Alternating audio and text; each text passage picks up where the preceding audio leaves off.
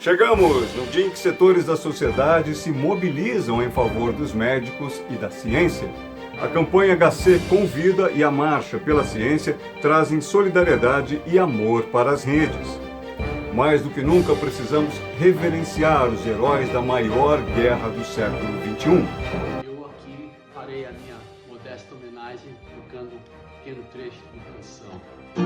Espero que o tempo passe, espero que a semana acabe, para que eu possa te ver de novo.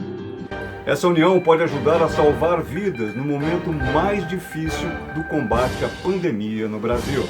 Em 70 dias foram 5.000 mortes, em 7, mais de 3.000. O exército de mascarados no Planalto. O presidente Bolsonaro, ministros e empresários atravessam a Praça dos Três Poderes e recebem o apoio do presidente do Supremo para a adoção de medidas pela retomada da economia. O que você faria com os R$6? Que já dá para comprar $1. É a maior cotação da moeda americana desde o Plano Real. Eu sou Guto Abranches e vou ter que fazer minhas continhas na minha conta corrente, enquanto a edição 48 do Clique Tudo em Mim está entrando no ar.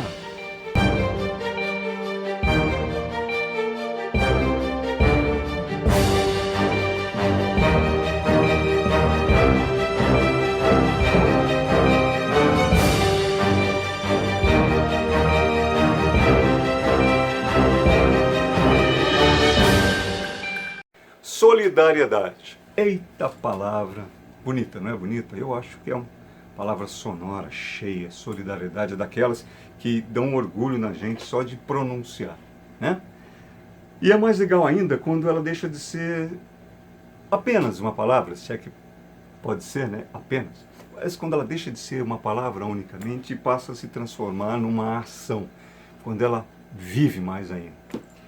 Aí, meu amigo, o seu, o meu, o nosso, o mundo de todo mundo fica melhor ainda e a gente pode até voltar a ter uma fezinha nessa tal humanidade.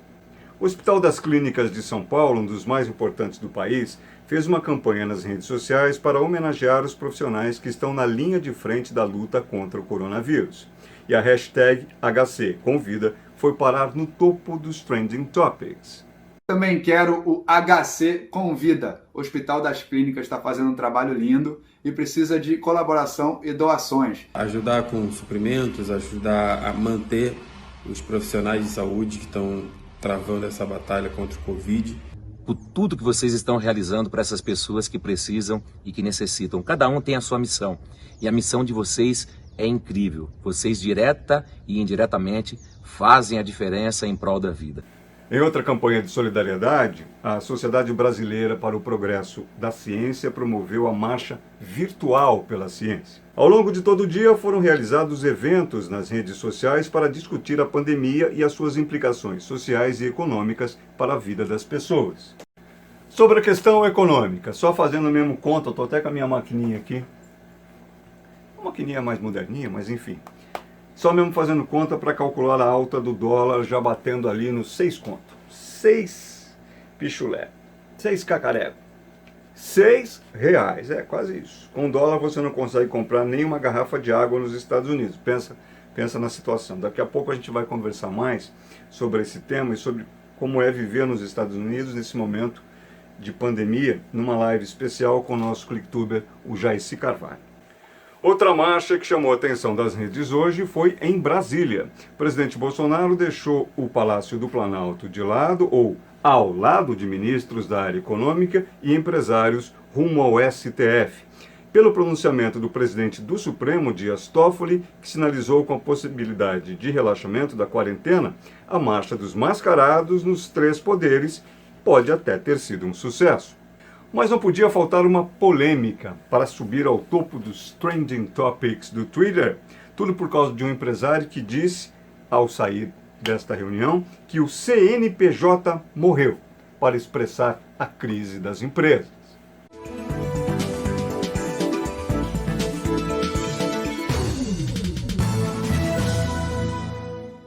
Dia de Deus nos acuda no mercado de câmbio brasileiro. Depois do Banco Central reduzir para 3% ao ano a taxa de juros da Selic, cortando 0,75 ponto percentual, o mercado financeiro correu para o dólar, que chegou a bater 5,80. Também não ajuda o circo que o Bolsonaro fez hoje de manhã, levando empresários ao STF, pedindo a flexibilização das regras de isolamento da pandemia. A vaca cada vez indo mais para o brejo. Vai ser difícil de tirar. Para acessar o comentário completo do André Budon, nosso especialista em economia, é só você ir no link que está aqui debaixo da nossa descrição desse vídeo. O certo é que o CPF também está morrendo, e está morrendo numa velocidade ainda maior do que a registrada até as últimas semanas. Já alcançamos mais de 600 mortes por dia e em uma semana tivemos mais de 60% do total de mortes registradas até agora no país. Pessoal, não tem sido fácil para ninguém mesmo, principalmente para quem, enfim, para quem perdeu amigos, para quem perdeu entes queridos. Não é fácil que algumas pessoas só se dão conta, não é fácil para a gente entender que algumas pessoas só se dão conta do risco que está por aí, está em todos os lugares. A ficha só cai quando a doença bate na porta.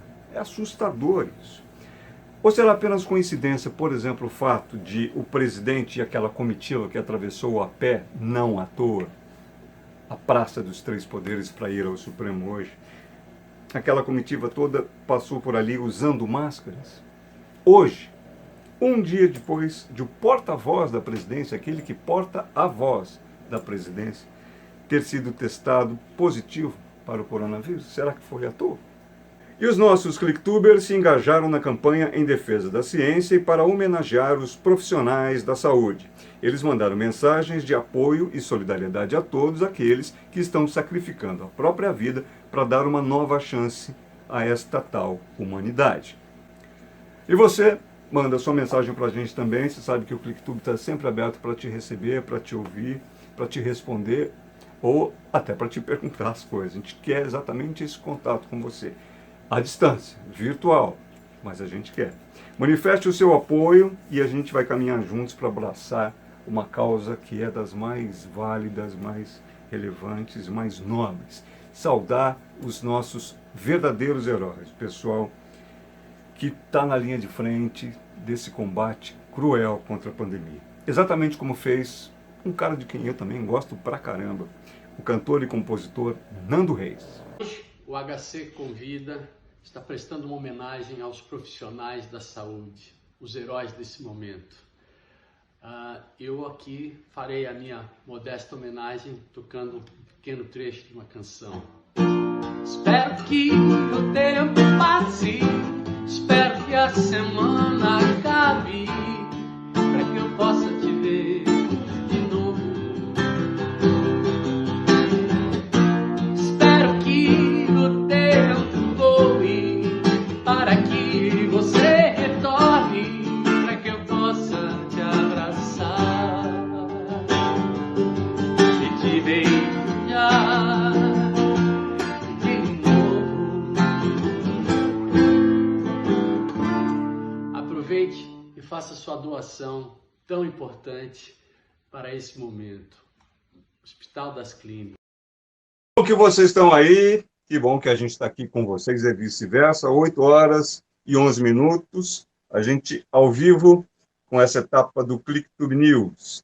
Olha, a gente, estou feliz da vida que tem muita gente legal compartilhando aqui a nossa apresentação hoje, a Rosana Barbosa, o Leomi Batista, a Cecília Nunes, o Fred Tioca, Flavinha Lippe, um monte de gente legal, Cristina Gurgel Fiorito, um monte de gente bacana. Mandem aí para a gente as suas perguntas, as suas observações, suas críticas, seus elogios, que a gente também gosta, afinal de contas. E vamos fazer juntos essa edição, né? Essa etapa aqui da edição do ClickTube News. A gente viu agora há pouco aí o Nando Reis, que é um cara que eu adoro, não sei quem não gosta também, né? Um cracaço da música brasileira.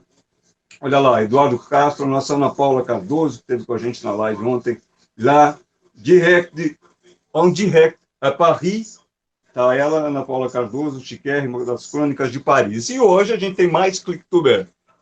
Aqui o negócio é assim, a gente tem mais um Clicktuber participando com a gente dessa edição do Clicktube News, também ao vivo. É o nosso Jaeci Carvalho, do canal Jaeci Carvalho Esportes, claro, também está aqui na plataforma Clicktube e hoje vai conversar com a gente. A partir de agora, você pode, não só pode, como deve, mandar suas perguntas, observações, sugestões, críticas, elogios e tudo mais para participar conosco. Jaeci, uma honra, um prazer ter você conosco, você que tem mostrado para nós aí no dia a dia como é que está se dando o enfrentamento da pandemia de coronavírus aí nos Estados Unidos. As coisas estão começando a voltar aos poucos, não é isso? Queria que você atualizasse essa situação para nós. Boa noite. Boa noite, Guto. Um abraço, prazer é todo meu. Tá trabalhando aí com um cara da sua magnitude, né, da sua competência.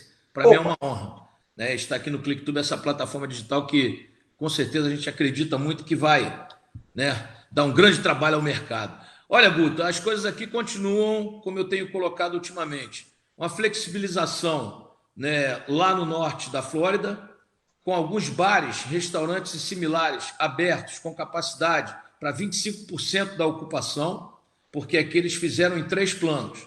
Nesse primeiro momento, 25% da capacidade. Nos próximos 14 dias, se houver uma redução de infectados e também de mortes, aí eles vão para a fase 2. Vão abrir 50% da capacidade dos bares e restaurantes similares. E aí, 14 dias após essa segunda fase, se a coisa fluir bem também, aí voltaremos a 100%, mas nunca mais será a mesma coisa. Aqui é uma determinação para que as mesas fiquem a 2 metros, né, cada uma da outra, para que as pessoas evitem esse contato. É fundamental ainda o uso da máscara. Lá no norte, algumas praias estão abertas. Aqui, nessa região de Miami-Dade, que compõe esses condados, Surfside, Bal Harbour, aqui onde eu moro em Sunny Isle, Aventura, Hallandale, Hollywood, Dania Beach, nessa região as praias continuam fechadas, os parques foram abertos, mas há sempre policiais na entrada dos parques e você só pode entrar de máscara. Ontem eu corri com máscara, até postei no nosso Clicktube, corri com máscara o tempo todo. É incômodo, mas é necessário para que eu não me contamine e para que eu não possa contaminar ninguém caso eu esteja contaminado. Então, aqui as pessoas respeitam. Onde não respeitaram, Guto? Lá em South Beach, que você conhece bem aquela região da Ocean Drive, eles abriram o parque lá no final de semana e 7 mil pessoas passaram por ali sem usar máscara. Então, o que o prefeito fez na segunda-feira? Voltou a fechar os parques. Por que isso? A gente fala, o americano investe muito na educação, o povo aqui é educado, ao contrário do Brasil, que eles cortam logo o dinheiro da educação. A primeira verba que eles cortam é da educação. Aqui não. Mas o que acontece aqui na Flórida? Né? Os americanos costumam dizer que a Flórida não é Estados Unidos. Por quê? Porque aqui tem muito latino. E a nossa cultura é essa, de não respeitar, mas aqui, se você não respeitar, né, a coisa complica. No bolso e na algema. Então, as pessoas têm que se comportar. Como nesse primeiro momento foi só advertência, então o prefeito resolveu lá em South Beach fechar os parques novamente, até que as pessoas tenham essa consciência, Guto, do uso da máscara. Jaeci, registrando aqui mais 2 participantes queridos, Hélio Gonçalves e Zé Roberto Tinck, que trabalharam comigo, inclusive, na TV Globo, em São Paulo. Um grande abraço para vocês. Maravilha, um abraço para eles. Não quero perder o fio da meada. Você trouxe aí para a gente a informação de que o povo nos Estados Unidos não resiste às determinações. Ou se resiste, tem a devida punição. Você acha que é isso o que falta? Porque aqui no Brasil, por exemplo, vamos pegar exemplos aleatórios. Alguns pontos onde está sendo colocado medidas de isolamento, ou de restrição, talvez seja a melhor forma de expressar, mais fortes, mais focadas, está havendo muita resistência. Aqui no Rio de Janeiro, por exemplo, na zona oeste do Rio de Janeiro, as pessoas estão como se não houvesse amanhã, aglomerações, andando sem máscara. Por outro lado, em São Paulo, a queda na participação no isolamento foi tamanha que a prefeitura, o Estado, promoveram, como é que a gente diz? Não são barreiras, mas... Fechamento de ruas. Não propriamente fechamento, mas interrupções no tráfego para mostrar para as pessoas, olha, vocês têm que ficar em casa. É cultural esse negócio? Só que aqui não tem o mesmo nível de punição que você registrou para nós, que aí nos Estados Unidos tem. Também entrou conosco agora o Ricieri Cândido, que é meu primo. Um grande abraço, Ricci. Guto, na verdade, aqui funciona dessa forma. É cultural? É cultural, sim. Tanto que eu estou te dizendo que aqui na Flórida, como tem o maior número de latinos, né, eles abusaram lá em South Beach e a punição veio com o fechamento dos parques, né, naquela região. Mas aí no Brasil a gente sabe, o presidente vai para as ruas, agride os jornalistas, insiste, né, que todo mundo tem que ir para a rua trabalhar. Quer dizer, o povo está... Eu entendo, você está trabalhando de casa, eu também. Como é que eu vou dizer para aquele cara que abre a geladeira e não tem o pão e o leite, né? Não tem o feijão e o arroz? Como é que eu vou dizer para ele não trabalhar? Agora, o que a gente pode dizer é que para essas pessoas que precisam realmente trabalhar, né, que elas saiam com máscara, que elas tenham o hábito de lavar as mãos, que elas evitem o contato, porque a máscara, Guto, está comprovado que ela protege bastante, pelo menos 80%. Né? Então é fundamental que as pessoas tenham essa conscientização. Agora, como eu disse, quando não há um plano de governo definido, né, a população fica sem saber o que fazer, porque o presidente fala uma coisa, né, o prefeito fala outra, o governador fala outra. Eu sempre digo, nós, né, que temos educação, e o que é educação? Nesse sentido que você falou, né, no sentido cultural, de ter aprendido as coisas, a gente sabe que é fundamental o uso da máscara, ainda esse isolamento social, porque no Brasil o grande problema, Guto, é que o pico da pandemia, segundo os especialistas, né, acontecerá agora final de maio, começo de junho. Então o que nós temos que fazer? Seguir as determinações das autoridades sanitárias e médicas. Eu sempre penso assim, não vai ser um economista ou um político que vai determinar, né, uma questão médica. Eu acho que tem que ser determinado pelas autoridades médicas e sanitárias. Aqui, né, veja você, o Trump no começo estava reticente, não e tal. Hoje ele atende absolutamente às determinações das autoridades médicas e sanitárias em conjunto com os governadores e prefeitos. Quer dizer, a coisa tem que funcionar dessa forma, né, Guto? Mas está pagando um preço altíssimo, né? Altíssimo. Por aquela insistência, aquela, se é que se pode dizer assim, negligência do início da pandemia, que ele não admitia que fosse uma situação tão grave quanto se fazia perceber que seria. Guto, exatamente. Se ele tivesse fechado Nova York em janeiro, com certeza não teríamos tantos casos, né, e tantas mortes. Mas ele não acreditou na pandemia. Quando ele foi acreditar, é aquele ditado que a gente usa no Brasil, depois da porta arrombada, ele foi botar o cadeado. E a coisa se complicou. Aqui tem o maior número de casos, né, no mundo, o maior número de mortos. Quer dizer, e a tendência, né, as expectativas são ruins, embora, segundo eles, esse pico da pandemia já tenha passado, né, pelos Estados Unidos e por Nova York. Mas a gente tem visto, né, situações inimagináveis, né, situações que a gente vê em filmes e que se tornaram realidade, infelizmente. Jair, se você fez menção aí ao presidente Bolsonaro, uma das discussões colocadas hoje aqui no Brasil, entre outras, né, porque o presidente foi com um grupo de empresários falar diretamente com o presidente do STF, ministro Toffoli, a respeito da questão da necessidade de reabrir e tal, e entre outras questões que resultaram deste encontro, foi uma falação acerca de um risco de desabastecimento, que a própria ministra Tereza Cristina, que é da área, já negou que existe. Garante que esse risco não existe, até porque os supermercados continuam funcionando. A própria CNN Brasil, o meu amigo Molica pontuou isso muitíssimo bem, dizendo, olha, mas o supermercado está funcionando, por que vai ter desabastecimento? Não quero tratar especificamente desse ponto, mas como você tocou nesta área, eu queria lhe fazer uma pergunta do seguinte, você percebeu ou vem percebendo, em alguma medida, alguma subida de preço de algum produto, alguma coisa que você consuma mais habitualmente? Um abraço também para o Mário Santos Saharaui, parceiraço. Sim, Guto, olha, aqui nós temos um supermercado que é uma espécie de supermarket, que é o Costco, né, que tem em todos os Estados Unidos. E lá, quando você... Aqui tem uma cultura, porque aqui tem muitos furacões, né? Então aqui tem uma cultura que quando chega um furacão, quando eles informam que há a possibilidade, as pessoas correm para os supermercados e compram tudo, né? Papel higiênico, água, e foi o que aconteceu quando anunciaram a pandemia do coronavírus. Então as pessoas desabasteceram o Costco completamente. Minha mulher, eu estava no Brasil ainda, minha mulher foi lá comprar, não tinha mais água, não tinha papel higiênico, porque aqui eles têm essa cultura de comprar e estocar em função do furacão. Então subiu o preço. Não, no Costco não subiu, porque é um supermercado que vende por atacado e os preços são melhores, né? Você compra por atacado. Agora, aqui nessa região de Saniaio, nós temos um supermercado aqui, o Milmas, que é dominado por russos. Essa região tem muito russo. E lá realmente eu percebi que os preços subiram absurdamente, né? Porque aqui nos Estados Unidos há uma cultura, Guto, de quando há uma tragédia natural, as coisas abaixam de preço.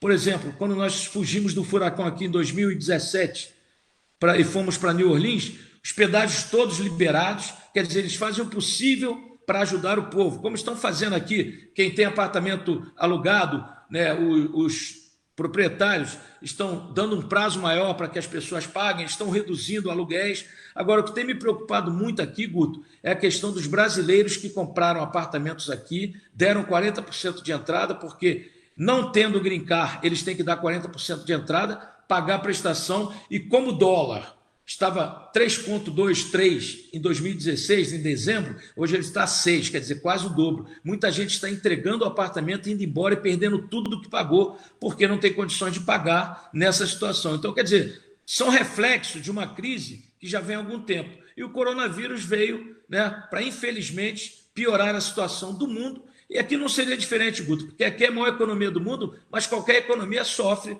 quando você paralisa o país por 2, 3 meses, não é isso, Guto?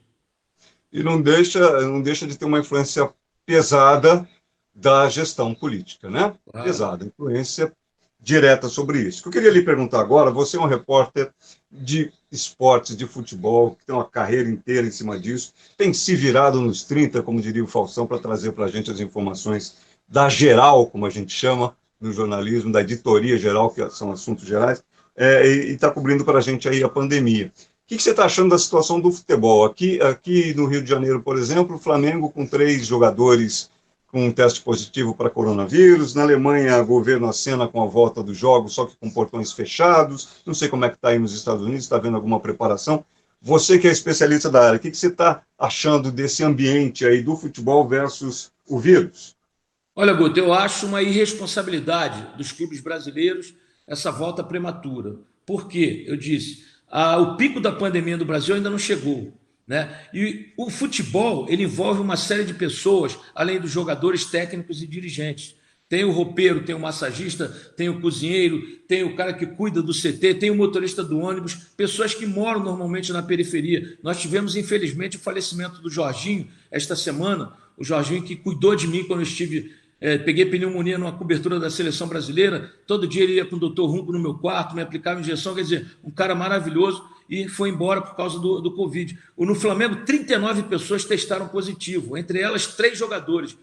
Tive a informação também que o Diego Souza, lá no Grêmio, testou positivo, quer dizer, é um absurdo reabrir o futebol. Os dirigentes dizem, mas os clubes vão quebrar. Guto, peraí, a irresponsabilidade deles e as gestões ruins, elas vêm de longo tempo, de décadas, né? Então não vão culpar agora o coronavírus. Os clubes brasileiros andam de pires na mão há muito tempo. Eles não sabem se planejar. Veja que hoje o Flamengo é o exemplo a ser seguido no Brasil, que reestruturou toda a sua parte financeira e hoje é um clube superavitário. Ainda assim, está passando dificuldades em função da crise, né, da falta de receitas de patrocínio aqui e ali. Agora, na Europa a coisa é diferente. Por quê? Porque a Europa já tem 3 meses que a pandemia, né, praticamente passou. Até a Itália, a Espanha já estão reabrindo. Então é diferente. Aqui nos Estados Unidos não se fala em reabrir futebol. O basquete, já há um consenso de começar o basquete norte-americano em dezembro. A temporada aqui normalmente começa em outubro. Como essa temporada ainda não acabou e a gente não sabe se ela vai terminar, se ela terminar, pode ser que eles estendam até outubro e aí a temporada 2021 começaria só em dezembro. O futebol aqui, o Orlando City já voltou a treinar também, mas dessa forma separado. Mas a coisa é que a MLS, que cuida do futebol, ainda não deu nenhum sinal de que os jogos vão recomeçar. Mas os treinamentos de algumas equipes por aqui já começaram. Mas tudo, Guto, dentro de uma responsabilidade em função do fato de o coronavírus, né, já ter tido seu ápice. Coisa que não aconteceu no Brasil ainda. Essa é a grande questão. Exatamente. Há que se ter critérios e segui-los, né? Claro, tem que ter regra, é o que eu disse, tem que ter determinação, tem que ter um planejamento. O problema do Brasil é que não há planejamento e cada um fala uma coisa, quer dizer, o povo fica sem saber o que fazer. É preciso um planejamento, né? Se tivéssemos um governo realmente de verdade, esse governante deveria falar, vamos seguir essa linha, mas nós não temos uma linha a seguir, cada um fala uma coisa. Agora, por exemplo, o prefeito de Belo Horizonte, Alexandre Calil, que está brilhando, né, e é a cidade que fez o fechamento primeiro, que fez tudo primeiro. Belo Horizonte está com poucos casos, e um detalhe, ele já disse, se depender dele, não tem futebol. E ele tem a caneta, porque o Supremo Tribunal Federal deu essa prerrogativa.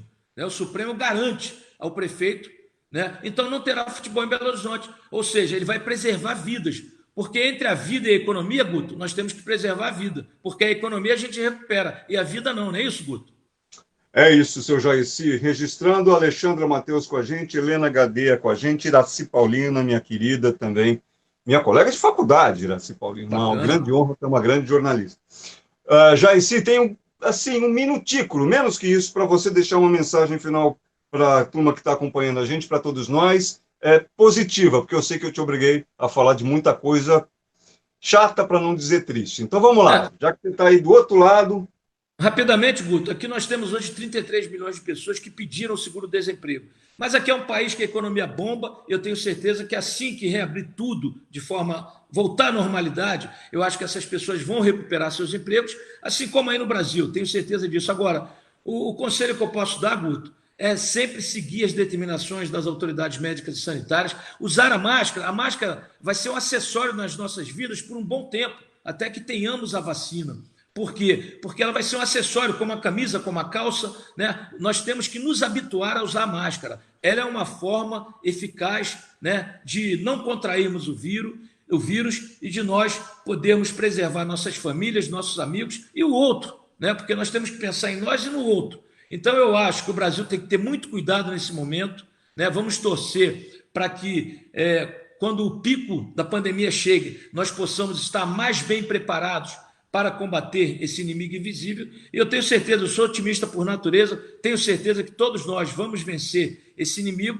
Agora, eu tenho uma preocupação maior, Guto, é essa guerra Estados Unidos-China. Estados Unidos acusando a China de ter feito o vírus em laboratório. Eu tenho mais medo de uma guerra nuclear do que do coronavírus, porque o coronavírus nós vamos vencer. Agora, uma guerra nuclear no momento desse, no mundo, o mundo não permite mais isso, o mundo tem que ser de diálogo, né? E nós vamos torcer por isso, mas vamos vencer e que cada brasileiro faça a sua parte, principalmente, Guto, usando máscara.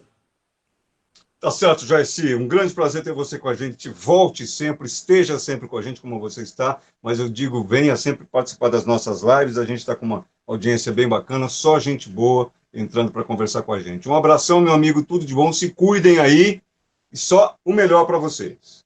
Um abraço para você, como eu digo sempre no meu blog, no meu Instagram, né? Uma noite de quinta-feira abençoada aos que são do bem e vamos usar as máscaras.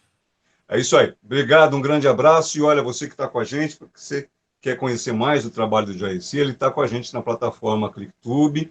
O link para você ter acesso aos vídeos do Jairci, de todos os nossos ClickTubers, você vai ter aqui na descrição dessa nossa edição do ClickTube News. Que está chegando ao fim, eu quero uma vez mais agradecer muito a vocês todos que estiveram com a gente, ou que estão ainda com a gente. Eu li alguns dos nomes aqui, gente muito bacana que participou o tempo todo conosco.